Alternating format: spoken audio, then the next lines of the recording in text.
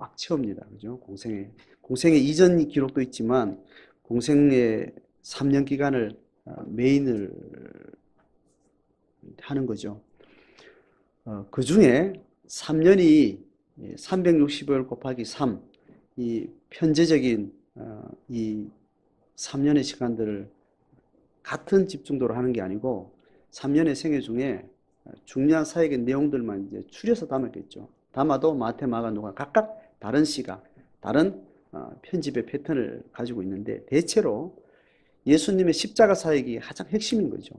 33년이 가장 핵심은 3년에 포커스가 있고 3년의 핵심은 십자가 사건, 3일 죽음과 부활, 이 사건이 예수님이 땅에 오신 가장 중요한 핵심이 되는 겁니다. 그런 의미에서 공생의 전체는 예수님의 공생의 전반을 다루고 있지만 분량을 보면 거의 3분의 1이 어디에 집중되어 있습니까? 고난주간에 가르치고 사역한 내용이 아주 집중되게 디테일하게 또 시간적 순서를 따라서 대체로 그렇게 되어 있습니다. 그럼에도 불구하고 내용이 어느 부분은 분량이 많고 어떤 복음서는 분량이 좁게 다양한 편집의 시각을 가지고 있죠. 그러니까 마가복음도 후반부에 이 일주일 동안 예수님의 죽음과 부활, 승천, 그 일주일 동안 고난주간에 해당하는 그 날의 대부분의 많은 시간을 이렇게 할애를 하고 있습니다. 그래서 마태, 마가, 누가, 용, 공이 예수님의 예루살렘 입성부터 시작해서 한 주간, 특히 예수님의 마지막 만찬부터 시작해서 고난주간의 본질에 들어갑니다. 그 전에 입성하는 거, 그리고 무화과나무를 저주하는 거, 성전 가서 성전에 장사하는 상을 쥐는, 이거는 고난에까지 들어가는 모드는 아닌 거죠. 체표 바로 전날 성만찬을 하고 그때부터 고난의 직접적인 스토리로 우리는 이렇게 인식을 하고 있습니다. 뭐 그렇게 인식하는 건 괜찮습니다. 그래서 성만찬부터 예수님의 죽음의 순간까지 이게 쫙 흐름이 있는데 토막 다양한 농도와 무게중심은 다르지만 그 사건을 다루는 내용들은 사복음서와 공이 거의 비슷해요. 성만찬, 그리고 특히 요한복음만 성만찬하는 그 저녁에 강론을 엄청나게 많이 했어요.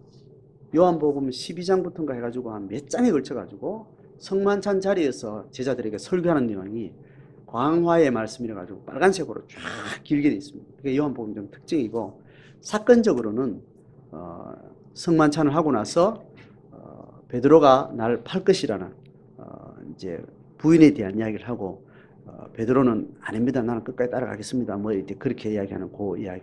그리고 감람산에 가서 이 잔을 피하게 해달라는 기도하는 거. 그리고 유다가 가는 유다가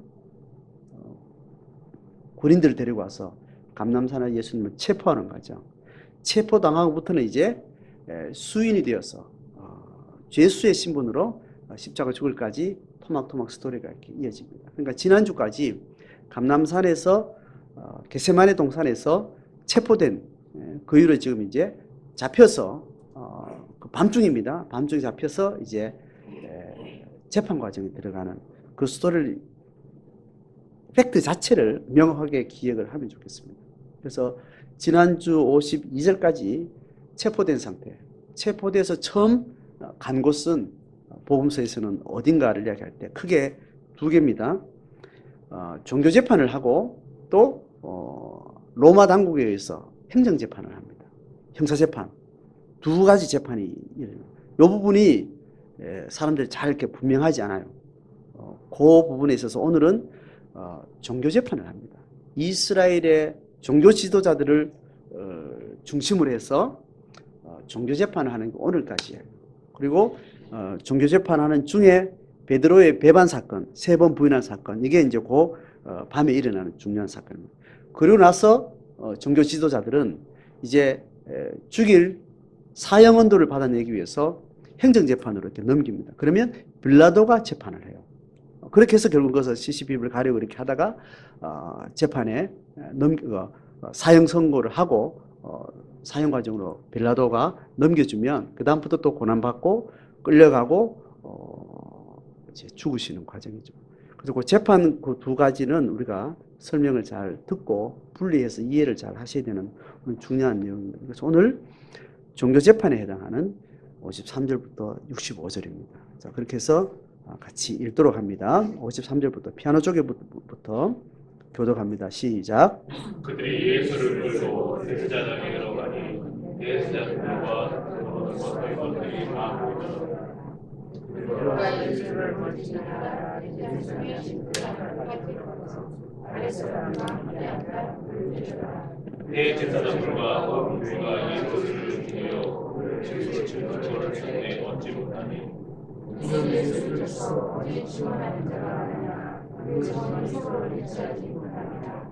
어떤 사람이 일어나 예수를 불러 거짓 증언하여 이르되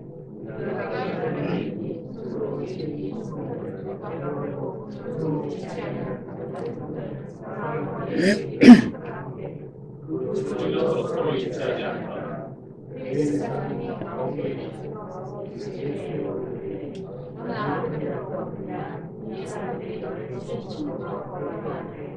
침묵하여 아무 대답도 아니었을 대제사장을 다시 물어 이르되 내가 다시 같은 법을 받으려면 다 그리스도이다.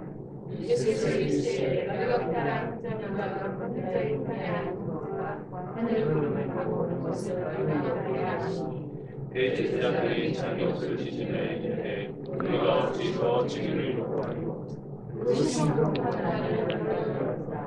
너희는 어떻게 생각하느냐 그들이나 예수를 사랑해 같이 읽겠습니다.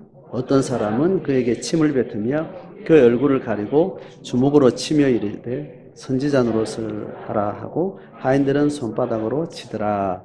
아멘. 유대 사회는 종교 사회입니다. 종교와 신앙을 목적으로 나라가 건국이 됐기 때문에 이웃 나라와 아주 특별히 다른 특성이 있죠. 지금까지도 유대인의 정체성이라는 것은 하나님의 존재와 아주 밀접한 그런 민족 정체성을 가지고 있습니다. 신앙을 이유로 형성됐고 신앙을 이유로 국가로서 그렇게 인간의 역사 가운데 존재해온 것이 유대인의 역사인데 이스라엘 공동체가 로마 지배를 받는 과정 가운데는 그 사회가 어떻게 두 층을 이루고 있는가 하면 그 사회가 원래 가지고 있는 전통, 종교면 종교, 어떤 윤리면 윤리, 그 사회가 원래 가지고 있는 그 전통을 유지하며 갈 수 있도록 제국을 통치하는 겁니다. 그러니까 그 이전 아시리아, 바벨론 이제 이런 아주 초기에 인류 역사의 가장 초기 제국들은 가장 원시적인 폭정을 해요.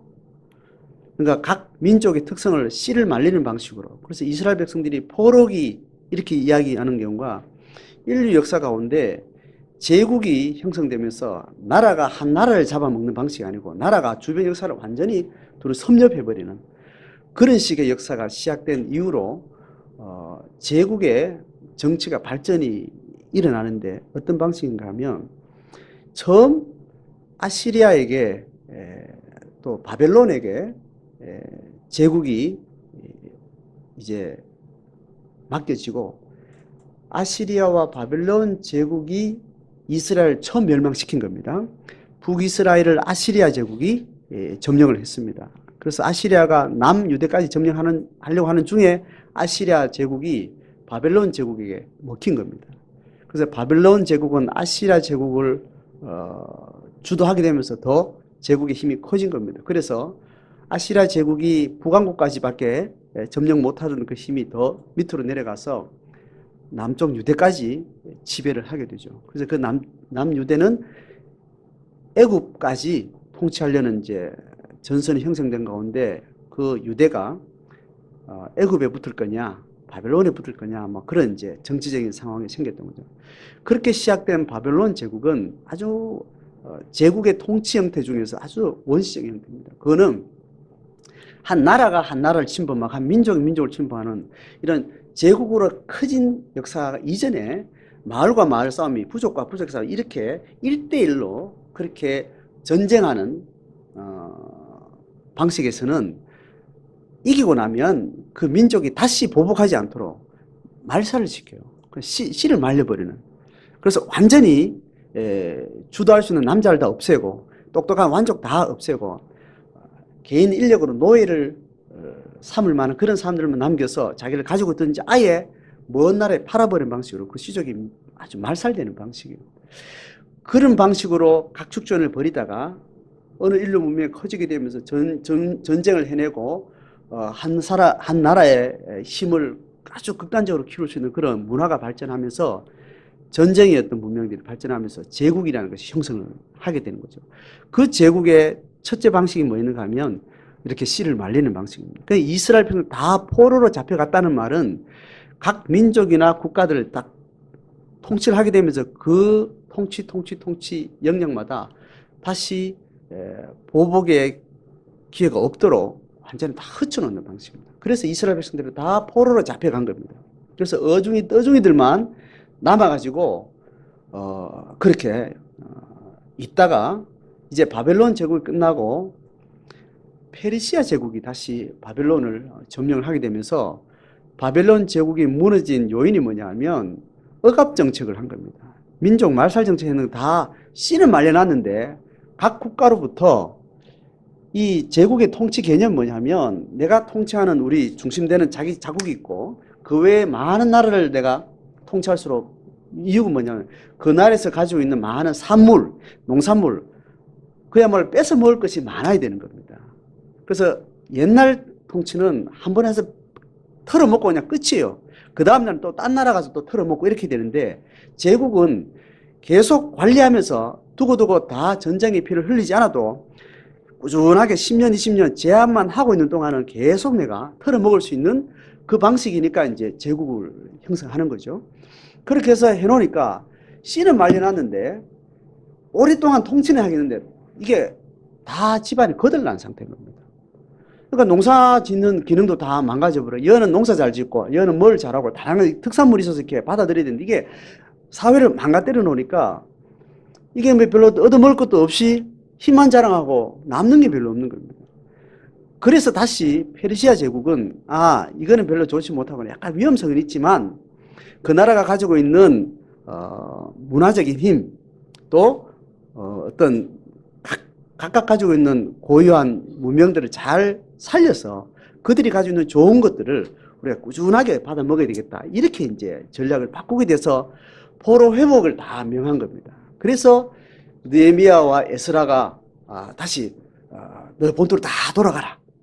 이제 그렇게 제국을 접수한 페르시아가 그런 정책을 쓰게 되면서 70년 만에 다시 이스라엘의 유명한 관리들 혹은 똑똑한 사람들, 귀족들 또 신앙에 열정을 가진 사람들이 다시 와서 성전을 세우고 여성을 건립하고 하면서 지방 분권화를 살리는 방식으로 제국이 바뀌게 된 겁니다. 그렇게 해서 페르시아 제국이 알렉산더 헬라 제국으로 다시 로마 제국으로 넘어온 거죠. 로마 제국은 더 교묘하고 더 넓고 광활하게 두고두고 아직 현대 문명에서도 영향을 줄 수 있는 아주 높은 수준의 정치, 법 이런 질서들을 이제 자리를 잡았던 역사가 이제 긴 세월이죠.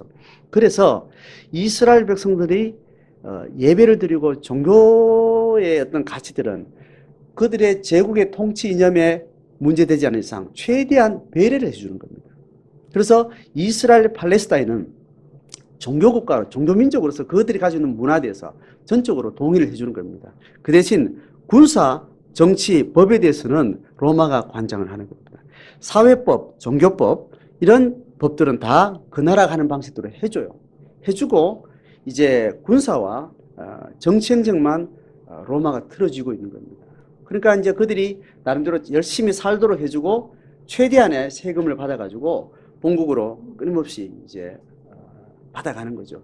전쟁이 필요하면 군사를 모집해서 전쟁에 또 쓰고 전쟁이 없을 때는 다시 보내서 거기서 또 열심히 살게 해서 최대한 잘 살게 해서 많은 것을 받아가는 방식으로. 그래서 세금 징수권이라는 게 굉장히 중요했던 겁니다. 그러니까 세리라는 것이 이스라엘 백성들의 모든 것은 자운데 세금을 어찌든지 쪼내려고 하는 로마의 정책 때문에 세리라는 문제가 굉장히 사회적으로 문제가 됐던 거죠. 변절자고 아주 배반자고 죄인이고 막 이제 이런 문화가 이제 형성된 겁니다. 그러니 그 나라의 모든 법의 질서도 충분히 행정권과 법치권의 수준이 허락하는 한은 그 사람들이 하는 문화적인 자기 나름대로 민사적인 영역은 그들에게 다 맡겨놓는 겁니다. 자, 그래서 이스라엘 백성들은 지금 종교의 신화를 가지고 해방도 바라고 독립도 바라보고 또 하나님이 다시 우리 민족을 모든 열방 가운데 우뚝 선 하나님의 왕국으로 세워줄 것을 기대를 하고 있었던 겁니다. 자, 그런 중에 지금 예수라는 사람이 어느 날 나타나서 이스라엘 백성들이 가지고 있는 종교와 신학의 체계를 넘어서는 아주 발칙한 어떤 흐름들을 막 일으키고 이제 있으니까 긴장을 한 것 아니겠습니까? 그래서 저들이 우리의 권위 아래 들어와야 되는가 아니면 계속 우리와 척을 질 것인가 이렇게 굉장히 민감한 바리새인과 사두개인들의 이제 고민이었습니다. 근데 지켜보는 결과 신학적으로 문제 없는 것보다 신학적으로 굉장히 심각하고 권위 면에서 신학적으로도 문제가 있는 것이 아주 심각한 문제들이 보여지고 권위 면에서 절대로 사두개인과 바리새인들을 인정한다든지 그 밑에 들어온다든지 이런 수준이 아니고 막 공격을 하는 방식으로 들어오니까 저거는 놔뒀다가는 우리가 이 이스라엘 백성들을 신앙으로 지도하는 여기에 굉장히 혼란을 주겠다. 그러니까 하나님을 향한 신학적 신앙의 열심으로 예수라는 존재를 이제 고민을 하기 시작하는 겁니다. 그래서 결론을 맺은 게 벌써 이미 그들의 결론이나 저를 죽여야 된다. 없어야 된다. 자, 그렇게 해서 예수를 죽일 날 기다리는 중에 유다가 이제 넘겨주게 된 겁니다. 자, 그렇게 해서 그들이 가장 중요한 거는 행정재판도 아니고 도덕적인 어떤 그런 문제도 아니고 종교적인 문제이기 때문에 종교재판을 먼저 하는 겁니다. 종교재판을 통해서 법을 묻고 죽일 항목을 가지고 명확히 판단하면 그 다음에 종교재판권 안에서는 벌금을 물든지 매를 때리든지 뭐 그렇게 해서 로마 통치권의 어떤 위협이 되지 않는 수준에서 충분히 할 수 있는 그걸 넘어서는 기준이 있을 것 아닙니까?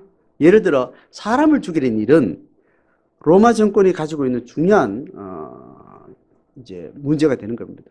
그래서 먼저 종교재판을 통해서 이 사람의 사형에 대한 죽여야 될 명분을 충분히 정하고 나면 그 다음에 그걸 가지고 행정상으로 법치 문제에서 가지고 본디오 빌라도에게 이제 넘기게 되는 겁니다.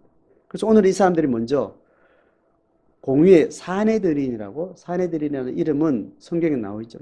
공회라고만 표현되는데 이제 우리나라 국회의원처럼 큰 나라는 아니지만 수십 명의 이제 대표자들이 있습니다. 그걸 장로들, 이스라엘 공동체 전체의 장로들인데 사두개인들, 바리새인들 이런 부류들이 이제 포함되어 있겠죠. 이제 그런 사람들이 이제 공회로 모여가지고 종교적으로 신앙적으로 문제가 있는 사람들을 이제 판단을 하게 됩니다. 그 무리를 일으키는 어떤 영역이 크면 클수록 이제 큰 주제가 되겠죠. 자, 그렇게 해서 이미 이들은 거기에 대한 방향과 목적을 명확히 이미 정리된 상태고 민중들을 의식해서 언제 잡아들일 거냐, 어떤 방식으로 법 절차를 밟을 것인가, 이제 그게 이제 민중들의 밀란의 소지가 없는 정도로 이제 처리하는 것이 이들이 가장 문제였던 겁니다. 그래서 이제 진행되는 방식은 당연히 민사재판을 먼저 하는 겁니다. 다시 말하면 종교재판을 하는 겁니다.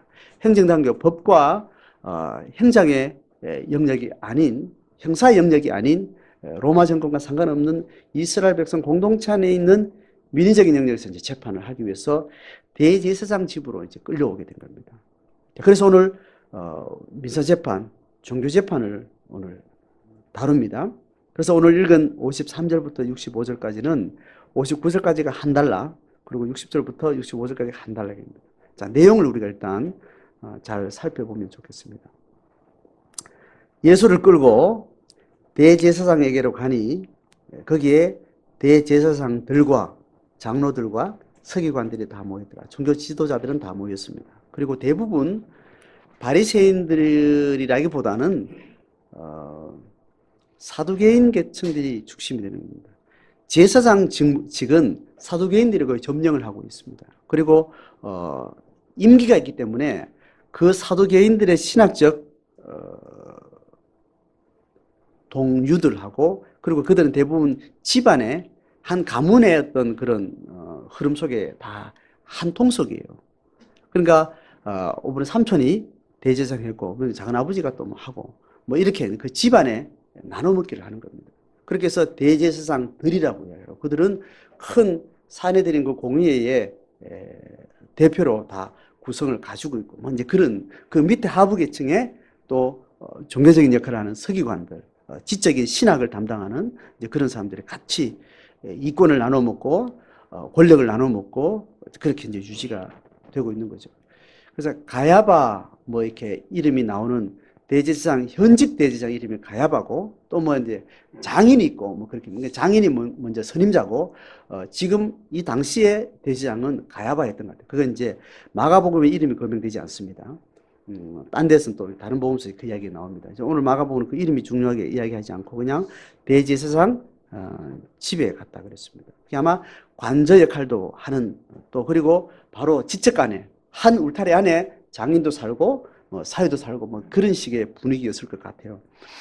거기에 이제 들어가서 이제 54절에 베드로가 따라가는 이야기 스토리가 하나가 싹 이제 들어갑니다. 그리고 베드로 이야기는 다시 66절부터 다시 베드로의 부인하는 사건으로 이렇게 이어지죠. 그래서 54절에 베드로가 그 집들 안까지 들어갔다라는 말은 이제 꽤 넓은 그게 있고 종들도 있고 사람들도 모여 있고 또 제3자들도 좀 따라 들어갈 수 있는 약간 공적인 공간들이 있었던 것 같다고 충분히 이해될 수 있겠죠. 그 공회 자체가 숫자가 수십 명 되니까 이제 그렇게 상상해 볼 수 있습니다. 55절에 이렇습니다. 대제사장들과 이제 원로들이죠. 지금으로 말하는 국회의원의 어떤 의석수를 가지고 있는 그 공회 현직의 사람들이 이제 재판을 하는 겁니다. 목적은 예수를 죽이려고 그를 공격할 증거를 찾았다 그랬습니다. 근데 결과가 어떻게 해요? 잘 찾아지지 않았던 거예요. 왜 그런가 하면 56절에 예수를 쳐서, 이 쳐서라는 말은 이렇게 타격을 했다는 말이 아니고 공격했다는 그런 의미로 이제 이해하면 되겠습니다.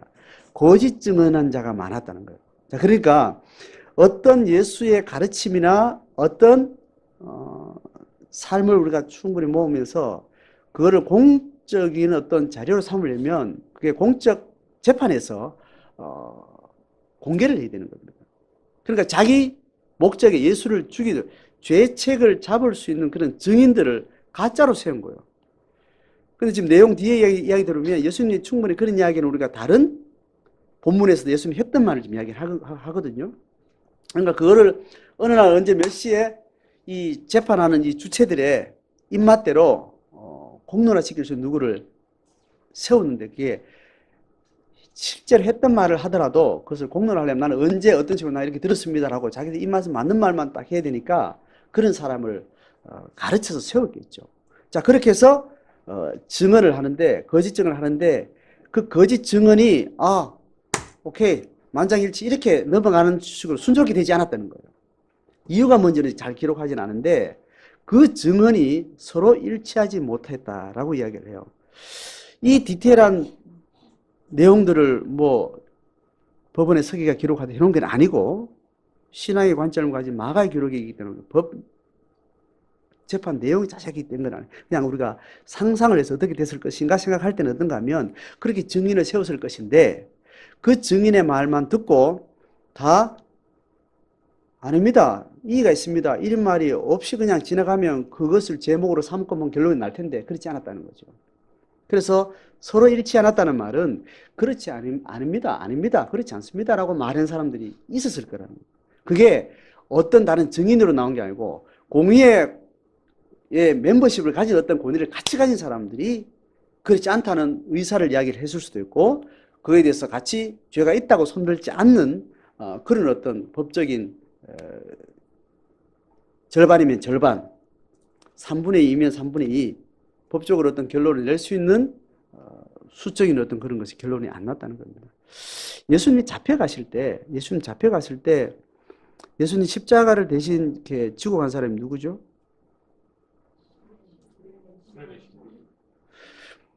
또 그런 사람이 있죠. 그 예수님 십자가 다시 지고 갔다는 말은 굉장히 호감을 가지고 있는 사람이에요. 그리고 또 예수님의 시체를 달라 해가지고 장사 지는 사람 있죠. 이 사람들은 평민이 아니에요. 자기 죽을 시체의 무덤을 준비해놨다는 게 굉장한 돈 있는 사람이고 재력가입니다. 그리고 그거를 예수를 죽인 당국에 가서 달라고 말할 정도면 사회적 위치나 충분히 있는 사람, 이런 사람들이 곳곳에 있었다고 우리는 확인할 수 있는 거죠. 그리고 이 공의회 멤버들 중에도 예수에 대해서 변론을 할 마음을 가질 수 있는 군중들의 어떤 전체적인 심리와 같이 가지고 있는 사람도 충분히 있었고, 개인 상담을 통해서 예수님과 신앙 상담하면서 자기 영적인 문제를 해결하려고 하는 사람도 주변에 곳곳에 있었죠. 돈 많았던 청년도 그렇고. 그런 것을 생각하면 이 공의 안에 적어도 다수는 아니지만 소수는 예수님에 대해서 적극 변론하는 자들이 있었을 거라고 판단할 수 있습니다. 어쨌든 거짓 증인을 세워가지고 정죄로 딱 결론 내는데 시간이 지체가 되는 겁니다. 자, 그렇게 하면서 지금 마가는 그 거짓 증언의 내용을 하나를 소개를 해요. 자, 56절까지는 전체 증인을 세우고 죄 항목을 결론 짓는데 문제가 있었다, 잘 안 됐다라는 말을 하고 나서 거짓 증인이 어땠는지를 57절부터 59절까지 이제 조금 좁혀서 이야기를 해주는데 그걸 읽어봅니다. 시작. 어떤 사람들이 일어나 예수를 서서 거짓 증언하여 이르되 우리가 그의 말을 들으니 손으로 지은 이 성전을 내가 헐고 손으로 짓지 아니한 다른 성전을 사흘 동안에 지으리라 하더라 라고 하되 했다는 거예요. 그런데 뭐가 결론은요, 그 증언도 서로 일치하지 않더라 이렇게 이야기합니다. 근데 지금 이 증인이 말한 진술 내용은 우리가 지금 알고 있는 이 내용과 우리가 복음서가 소개하고 있는 예수님의 가르침과 했을 때 이게 사실성이 있어요, 없어요? 요 말, 손으로 예수님이 했다고 지금 이 사람 증인하는 그 내용 말이에요. 무슨 말이에요? 손으로 지은 이 성전을 내가 헐고 손으로 짓지 아니한 다른 성전을 사흘 동안에 내가 짓겠다. 이렇게 말했다고 지금 거짓 증언한다는 거예요. 그런데 우리가 아는 정보에, 복음서의 정보에서만 하더라도 예수님이 이러한 주장에 대한 가르침 했어 안 했어요? 그렇죠. 명확하죠. 그런데 왜 이게 부결됐을까?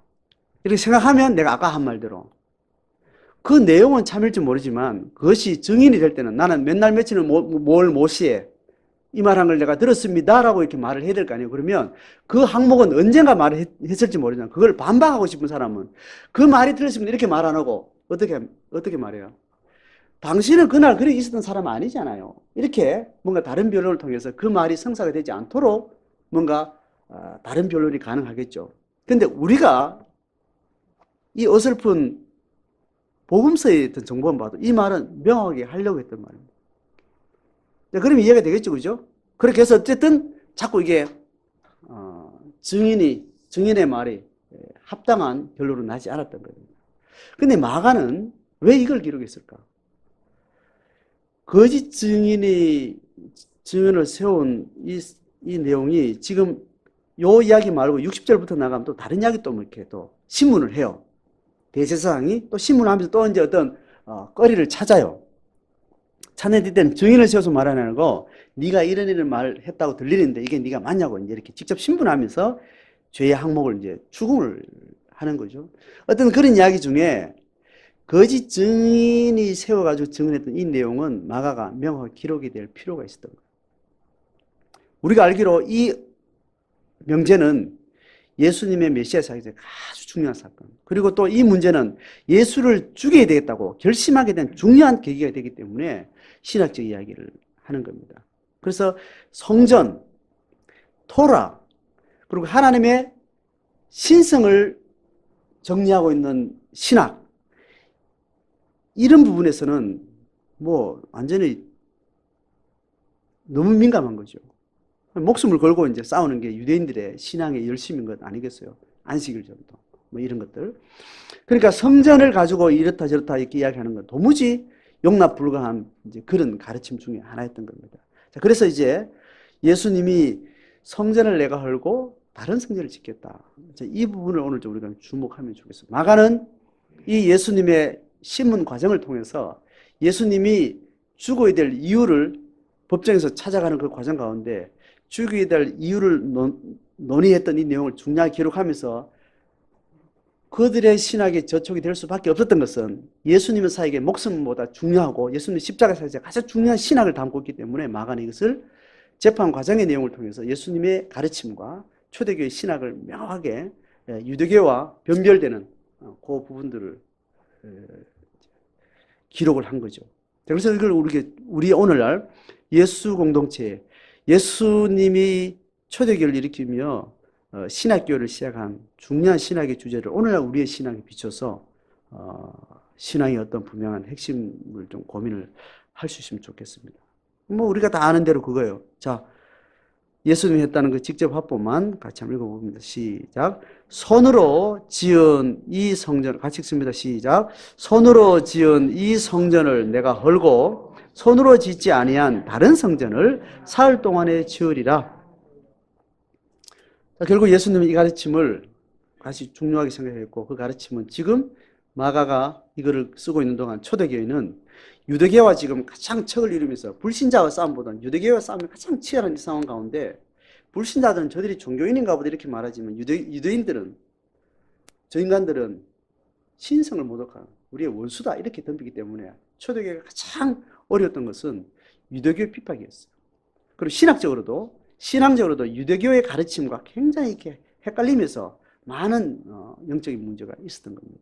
그러니 성전을 내가 헌다는 것 그리고 다른 성전을 짓겠다는 것이 유대교와 다른 초대교회의 신앙운동과 아주 중요한 차이였고 현존적으로도 유대 지역 안에 이스라엘 팔레스타인 안에 성전이 존재하고 성전을 목숨처럼 여기는 신앙의 아주 강력한 주체들이 있고 또 우리는 거기서부터 나온 사람들 혹은 이방인들이 편입돼서 소수로서 이 새로운 이단이라 불리는 표면을 받으면서 그렇게 신앙을 지금 지켜내고 있는 거죠. 그래서 이 손으로 지은 이 성전은 이스라엘의 건물 성전을 무너뜨리고 헐고 어떤 성전을 짓겠다는 거요? 손으로 짓지 아니한 다른 성전을 짓는다는 겁니다. 이 맥락은 이경륜과 삼경륜의 접점이에요. 이건 내가 오늘 더 설명 안 하겠습니다. 구약과 신약의 접점이에요. 신약을 완성하기 위해서 하나님은 구약이라는 이스라엘 역사를 통해서 신약에 이루어질 영적 하나님 나라에 대한 그림을 계시적으로 긴 세월 동안 보내왔고 그러면서 이제 이스라엘 백성들을 통해서 눈에 보이는 성전, 눈에 보이는 대속 제물, 눈에 보이는 안식일을 통해서 중요한 영성의 주제들을 충분히 각인시키고 난 다음에 그 모형을 가지고 어떤 실제를 구속사의 완성을 해나가는 그 시기가 이제 끝난 거예요. 끝나고 그 기간을 옛 언약이라고 그렇게 신학자들은 성경은 이야기하고 그 다음에 이 옛 언약이 모형의 시기가 끝나고 실체의 시기로 넘어가면서 이걸 새 언약 시대라 이렇게 이제 구분을 하는 겁니다. 역사적으로는 구약과 신약 이렇게 말하고 또 언약이라는 언어로는 옛 언약과 새 언약 이렇게 나누고 뭐 이제 그렇게 또 비유적으로는 뭐 그림자와 또 본체, 실체 이렇게 나누는 그러니까 구약의 그 시기 동안 역사적으로 예수님 오기 그 직전까지 구약의 이스라엘 백성들이 가졌던 안식일, 토라, 또 뭐 11조, 또 그런 사회적인 그 신앙 윤리, 또 성전, 또 성전에서 드리는 동물을 잡는 제물, 대속의 제물 이것도 효과가 의미가 있어요, 없어요? 이때까지 충분히 있었고 충분히 있었으니 하나님 계속 그것을 통해서 말씀하시고 만났던 거죠. 이제 하나님이 때가 온 겁니다. 이제 메시아를 통해서 이제 그 그림자 시대를 끝나고 이스라엘 공동체를 통해서 보여줬던 하나님 나라와 하나님의 구속사의 원리의 모든 것들이 이제 모든 열방 실제화시키는 과정으로 넘어가는 겁니다. 그런데 유대인들은 어떤 거예요? 영원히 구약이 자기들 중심으로 돌아갈 것이라고 생각을 한 겁니다. 영원히 옛 언약을 가지고 그들이 통치와 지배와 제국의 원리로 하나님의 나라가 열방 전체를 그렇게 접수할 것이라 이런 상상을 가지고 그림을 가지고 있었으니 이거를 이제 무너뜨린다는 걸 상상을 못한 겁니다. 그걸 예수님이 이제 실행하는 중에 성전을 헐고 손으로 짓지 않은 눈에 보이지 않는 성전을 짓겠다. 우리가 잘 아는 대로 성전은 어디에 있어요? 우리 마음에 있는 겁니다. 양을 잡고 소를 잡고 대속 제물의 피 흘림을 통해서 우리의 죄가 속해지고 그래서 하나님의 임재, 시은좌에 임재하시는 지성소의 하나님의 임재를 우리가 대면할 수 있는 그런 방식으로 하나님과 교제를 한 것 아니겠어요? 그 교제가 열린 이스라엘 백성들은 이제 안식일 이후로 6일 동안 하나님이 통치하는 사람을 하나님의 영적 통로가 돼서도 윤리적인 사회적인 삶을 하나님의 라이프스타일을 만들어가는 그런 삶을 살았던 거죠.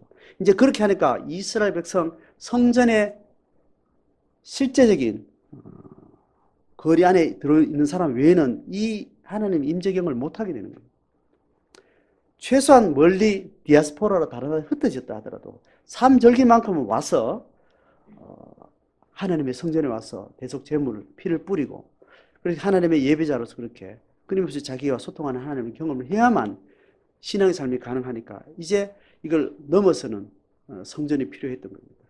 그래서 다시 들을 필요 없는, 물리적으로 들을 필요 없는 예수의 제물 대심에 중보의 피가 필요했던 거고 그것을 믿는 자들은 그 마음 가운데 하나님이 그를 만나주시는 예수 그리스도의 피를 근거로 언제든지 내가 하나님 앞에 집중하면 하나님이 나를 만나주시고 나와 교제해 주시고 예배의 신앙 중계를 해줄 수 있는 그런 이제 시대가 된 거죠.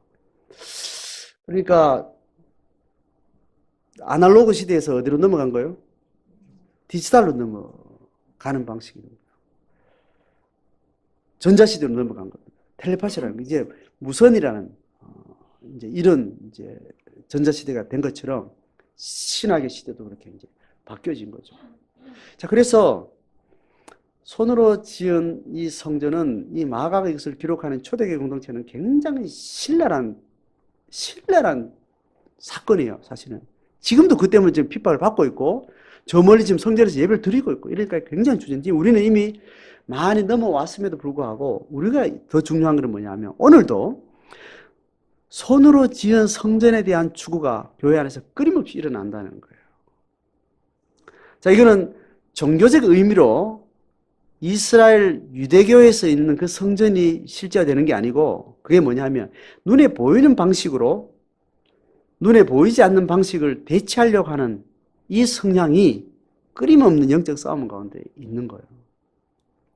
이스라엘 백성들의 유대의 종교 형태가 아니지만 눈에 보이는 형태로 신앙을 자꾸 그렇게 무게중심을 그리 가져가려고 하는 겁니다. 그래서 손으로 지은 이 성전은 우리말로 지금 바꾸면 종교의 영역 안에 담아지는 신앙을 이야기하는 거예요. 종교의 체계가 안에 담아지는 신앙.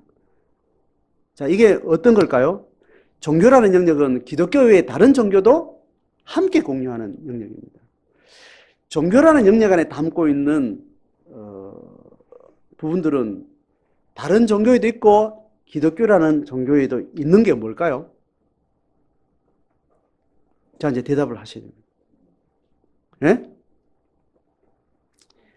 신이라는 존재가 있는 거예요. 다른 종교에도 신을 다루는 겁니다. 영적인 존재를 다루고 신을 다루는 겁니다. 자, 왜 그런가? 인간은 하나님을 그를 만나주지 않아도 인간은 왜 자꾸 신과 영적인 세계를 추구하는가는 기독교에서도 설명을 해요. 원래 영물이었다가 영적 실존과 떨어진 삶을 살다가 무의식 세계를 향한 그런 열망들이 인간에게 계속 있어서 자기 인간의 한계를 넘어서는 세계를 주장할 수 있는 힘이 있는데 그 근거는 없어서 그걸 자꾸 구상해내려고 하는 그런 관성이 종교를 만들어낸다는 거예요. 근데 한계를 넘어서는 실존을 바다에 사는 사람은 바다의 풍랑에서 발견하고 산에 사는 큰 나무에서 발견하고 뭐 다양한 방식으로 어떤 신적인 기운이 깃들인 내 한계를 넘어서는 큰 힘을 맞이할 때 그 안에 깃들인 신적 존재를 가상해서 종교의 형태로 자기의 뿌리를 찾아가려는 그걸 인간의 신의식으로 인간학에서는 인간론에서는 신학의 인간론에서 성경 신학에서는 신의식이라고 이야기합니다. 그 신의식이 인간의 문명 속에 종교를 많이 만들어내는 방식이에요. 그 종교가 아주 체계적이고 철학적인 합리성들을 많이 갖출수록 종교는 크고 긴 시간을 점령을 하게 되는 거죠. 그런 종교성 속에 또 하나님의 신앙의 가치가 담겨질 수밖에 없는 것은 하나님은 영적인 존재이기 때문이에요. 자, 문제는 기독교 신앙이 종교성이라는 영역 안에 있지만 종교성을 넘어서는 전포괄적인 영역을 가지고 있는 거예요. 그런데 우리는 종교성으로 자꾸 좁히려고. 종교성은 뭐냐 하면 눈에 보이는 현상으로 가려고 하는 거예요. 종교는.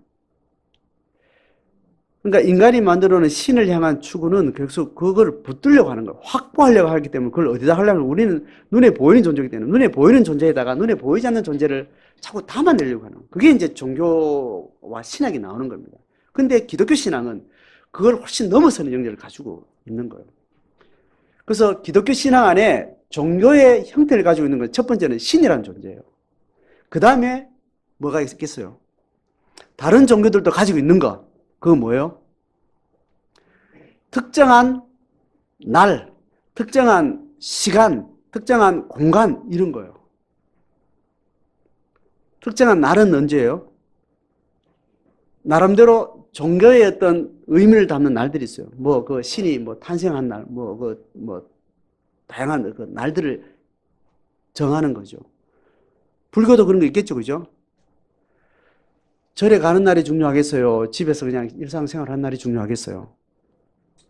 중요하게 생각하는 거죠. 또 무슨 날을 이렇게 정한. 기독교도 날을 중요시하면 뭐예요?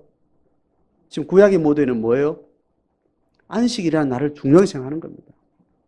지금 우리 기독교는 또 뭐예요? 그걸 또 그대로 가져와서 주일로 바뀌었는데도 다시 회귀하는 성향이 있어서 안식일과 주일을 거의 같은 개념으로 저는 어릴 때 배웠습니다. 안식일 지키라 구약에 강조하고 있는 옛 패러다임으로 말하던 안식일의 강조의 가르침을 이미 신약성에 넘어섰는데도 불구하고 우리는 구약을 읽으면서 제 어릴 때 그렇게 안식일을 목숨 거는 것처럼 주일을 목숨 거는 똑같은 개념으로 이해를 했어요. 예수님 부활을 했기 때문에 그 날만 바뀌었다 이렇게 설명하고는 안식일을 지키는 것처럼. 의성에서 살았는데 소주병이 그때는 금복주였어요. 할아버지 양쪽 뭐 들고 이렇게 해서.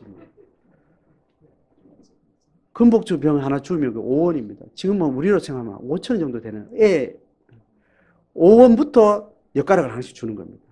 10원짜리 엿가락 충분히 주고 5원은 조그맣게 이제 혼자 진짜 숨어서 맛있게 먹을 수 있는 양을 주는데 5원짜리 금복주 병을 흙에서 내가 주워가지고 숨겨놨다가 이 엿장수가 주일날 오는 거예요. 주일날 그거 사 먹었다가 우리 아버지한테 뒤지도록 맞은 기억은 없고 정말 비난을 받았던.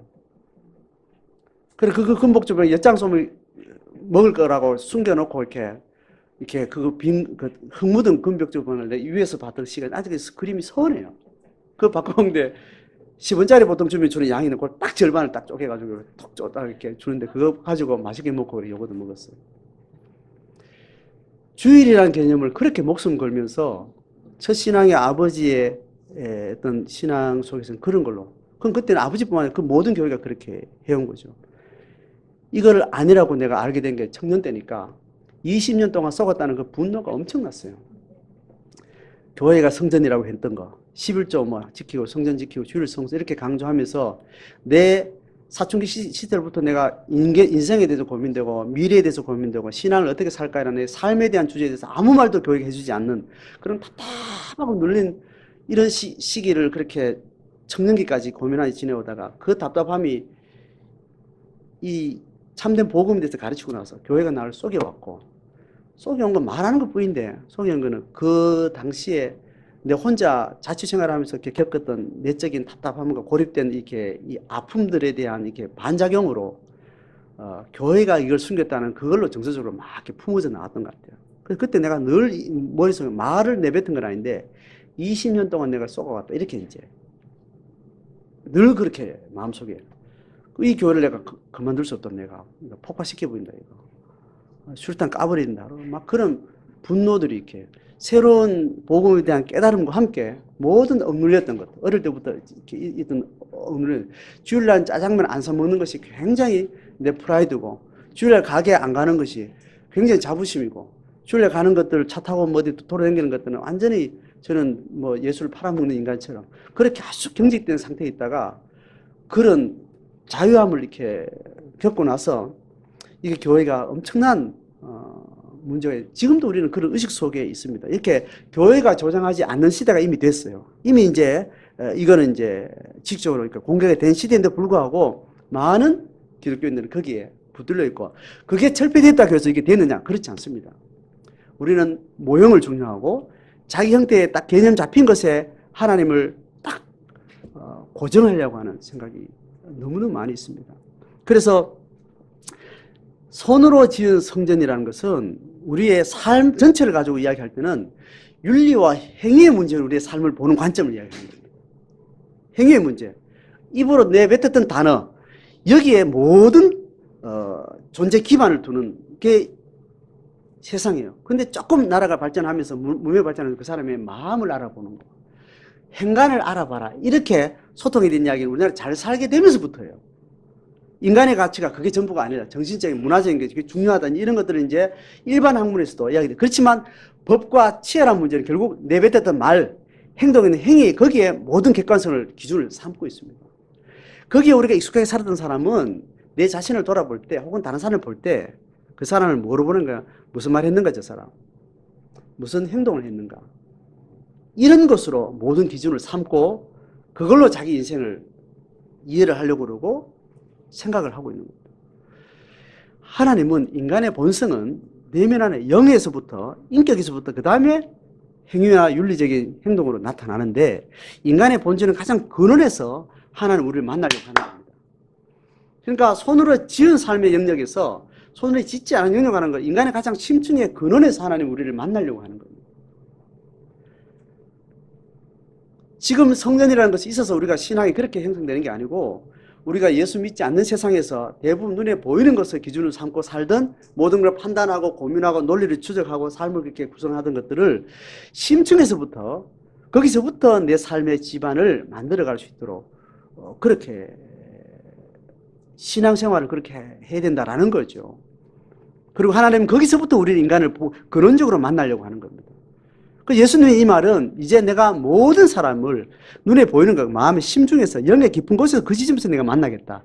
거기서부터 인간은 회복이 필요하고 거기서부터 인간은 발 딛고 사는 근거여야 된다라는 이야기예요. 그래서 청년 때 어떤 청년이 신앙 고백을 막 하면서 훈련을 받으면서 청년이 막 은혜가 막 넘칠 때죠. 그거를 셀 나눔을 하는데 와가지고 내가 요 알바하고 오면서요, 내가 월급을 받을 날이 얼마 안 남았는데 그 월급 받으면 내가 뭐 하지라고 생각을 했죠. 그냥 직장 갔다 오면서 버스 이렇게 서면서 이렇게 오다가 이렇게 그 월급 받아가지고 뭐 뭘 해야 되겠다, 뭘 해야 되겠다 이제 이런 생각을 하고 한동안 30분 이상 왔대요. 그러고 나서 내가 무슨 생각하지 하고 또 생각하면 그걸 가지고 회개했다고 이야기하는 겁니다. 그 회개할 일이에요, 그게? 청년이 그 알바 비슷하게 이렇게 직장 들어가가지고 월급날이 뭐 얼마인데 뭐 사고 싶은 것도 해야 되고 고민을 그 시간을 한동안 하고 왔다. 근데 그때쯤 그 자매가 굉장히 은혜를 받고 있는 시대예요. 예수님 어떻게 헌신할까요? 신앙을 막 일정 막 뜨거운 중고등 교사였는데 청년이었거든요. 20대 후반. 이제 그걸 제가 이렇게 보면서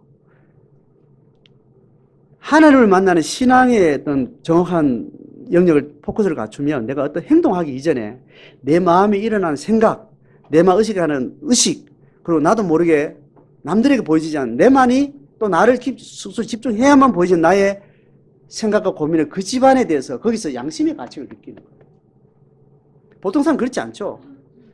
뭐 예수 안 믿는 사람 당연히 그렇고. 그래서 하나님은 너의 행위를 보기 전에 네가 생각했던 것을 내가 따지겠다 이렇게 이야기한 거 아니겠어요? 그러니까 생각하기 이전에 네 가지고 있던 모든 허물들 내가 다 듣고 다 했기 때문에 거기서 만나도 너님 하자 없는 애니까 내가 거기서 만날 테니까 거기서 형성되는 너의 모든 죄성과 연약함들을 내가 잘 다루어가자. 이게 하나님 우리에게 말씀하시는 거죠. 그래서 하나님을 만나는 순수한 그 영역 안에 우리가 집중을 하게 되면 내가 양심의 가치를 느끼지 않아도 될 것에 대해 양심의 가치를 느끼는 거예요. 왜냐하면 거기서부터 하나님과 내가 만남을 시작했기 때문에.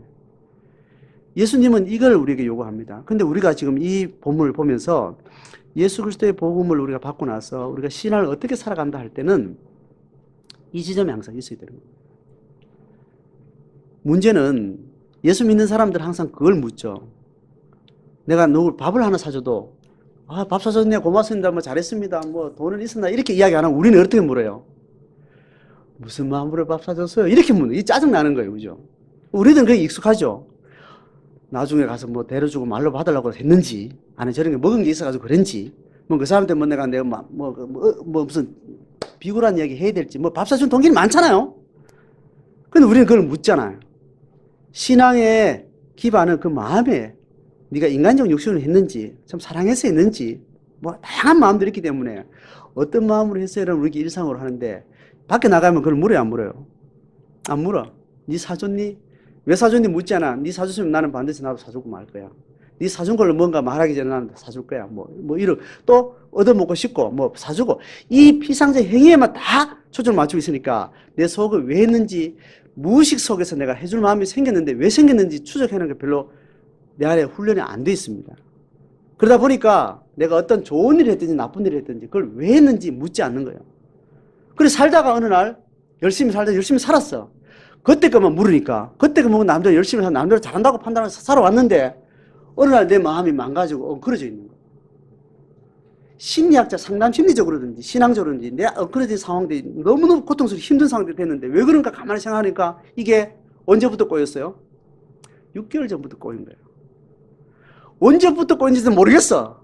그럼 어떻게 해야 돼요? 그 전문가를 찾아가며 너는 5년 전부터 꼬였네. 뭐 이렇게 이야기해 주는 거예요. 아니다. 네 의식하지 못할 때 그때부터 꼬였네. 왜 꼬였죠? 잘 생각해봐라. 그럼 생각할 수 있는데 그 사람이 생각을 못했, 그건 아마 이럴 수도 있어요. 이렇게 찾아가는 게 상담 심리 과정입니다. 신앙도 같은 형식이죠. 그렇게 속 사람을 묻고 손으로 짓지 않은 성전에 대한 중요성을 가지고 끊임없이 자기를 성찰하고 돌아보고 누군가의 도움을 받거나 스스로 돌아보거나 하는 사람은 내 마음길을 잘 명확하게 알아요. 내가 왜 그랬지? 딱 10분만 돌아보면 아 내가 그때 그만 먹었지. 그때 그걸 내가 놓치고 있었는데 그런 생각했지. 이렇게 추적이 가능하고 그때 그 꼬리를 끊는데 절단하든지 생각을 바꾼다든지 재설정을 하면 지금 문제가 풀어져요. 하나님이 우리의 보이지 않는 성전을 삼겠다는 말은 하나님이 내 안에서 하나님의 거룩함을 담아내겠다는 건데 그 거룩함을 담아내려고 하는 하나님의 의도와 다르게 거룩함을 계속 배쳐가는 우리 안에 마음 깊은 곳에서 죄성이라는 것이 있습니다. 그 죄성을 걷어내고 그 안에 거룩함을 담아내려고 하는 것이 손으로 짓지 아니한 성전을 내가 살 동안 십자가와 부활로 첫 기점을 삼고 우리의 생애를 통해서 손으로 짓지 않은 우리의 마음에다가 하나님의 거룩성을 담아내고 그 마음이 충만해지면 행위로, 은사로, 몸으로, 언어로 거룩함이 계속해서 표현되고 발현될 수 있도록 그렇게 하나님 우리에게 제자들을 준비를 한 거죠. 그리고 오늘 우리가 예수님이 죽을 수밖에 없었던 눈에 보이는 성전을 끝내고 눈에 보이지 않는 성전 시대를 열어간 이후 우리가 그 신앙의 이제 후계자들로서 오늘 우리가 이 가치를 다시 한번 생각해 볼 때 끊임없는 도전들이 속에 있는 겁니다. 그리고 예수를 믿는 순간 우리는 눈에 보이는 손으로 지은 세계에서 손으로 짓지 않는 영과 심령과 마음의 세계로 우리의 삶의 기반을 바꿔 타는 겁니다. 그러니까 지금 여전히 한 인간이 수천 년이 지나고 나서 그 인간의 행로 중에는 바로 직전까지 손으로 지은 성전과 손으로 짓지 않은 성전의 접점에서 많은 갈등과 싸움이 있는 거죠. 그래서 우리 신앙의 핵심은 하나님이 짓기를 원하시는 마음의 성전에 대한 주목이 필요합니다. 성전을 짓기 전에 우리의 털을 어디 닦아야 되는가? 마음에 닦아야 돼요. 몸을 닦으면 안 돼요. 우리가 몸을 뭘 하겠다는 것은 마음에 기반해서 몸을 시작하셔야 된다고. 내가 운동 잘해가지고 내가 오래 살고 잘 살아봐야지 이만 보고 운동하는 거는 무슨 거예요? 손으로 짓지 않은 성전을 이야기하는 거예요. 내가 운동을 잘해야 되지. 50살부터 갱년기 시작하면서부터 이제 요가를 시작해야지. 여러분 요가를 하기를 바랍니다. 요가 말고 스트레칭. 50살부터는 스트레칭 하셔야 돼요. 뭘 근거로? 마음에 시작한 하나님의 성전에 의해서 네 몸은 네 것이 아니니라. 이제 몸이 이제 정점을 치고 내리막길 가는 네 몸을 하나님 앞에 잘 관리해야 됩니다. 너는 마음이 거룩한 자이기 때문에 네 몸을 완전히 내가 앗아가기 전까지는 짜부러지는 몸이라도 그 몸에 너의 거룩함을 담아야 되기 때문에 몸 관리를 잘해라. 하나님의 그 부르심 때문에 나는 이제 운동을 하고 걷기도 하고 하는 겁니다. 몸에서부터 우리의 삶을 시작하는 것들은 다 불신의 영역입니다. 그렇게 한 사람은 운동이 얼마나 잘했고 뭐 혈압이 누구보다 건강하고 비교적 몸 건강한 것을 자랑하겠죠. 근데 마음에서 시작한 거룩함이 시작된 사람의 언어나 운동을 하거나 돈 관리를 하거나 직장을 하는 것은 이유가 다르고 짓는 것이 다른 거죠. 그래서 마음의 세계를 나눠야 되는 겁니다. 손으로 짓지 않은 성전을 우리는 계속 물어야 됩니다. 그래서 손으로 지은 것은 나서 언어나 행동은 끊임없이 물어야 돼요. 그 마음밭에서 거룩함의 뿌리를 내리고 있는지 세속성의 죄성의 뿌리를 내리고 있는지 우리는 알 수 없어요. 그래서 분별해야 됩니다. 그리고 사람의 무의식 속에서 내가 어디 색인지 본인도 모르게 시작된 마음길이 있어요. 그래서 성경은 분별을 하라 그러고 서로 사귀라 그러고 기도하라 그러고, 그래서 처음 신앙을 갖고 난 다음에 기도는 뭐냐면 내 마음길 닦는 거예요. 마음 돌아보는 거예요. 마음 돌아보는 거예요. 하나님 앞에 하나님 내 마음이 이랬고요, 이렇게 속상하고요, 이래서 열받았고요, 서운하고요, 이렇게 좋고요.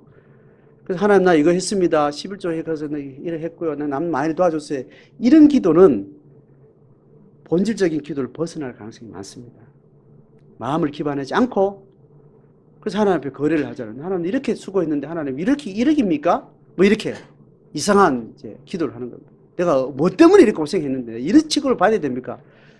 왜 했는지 처음부터 하나님하고 첫 발걸음이 시작 안 된 사람이에요.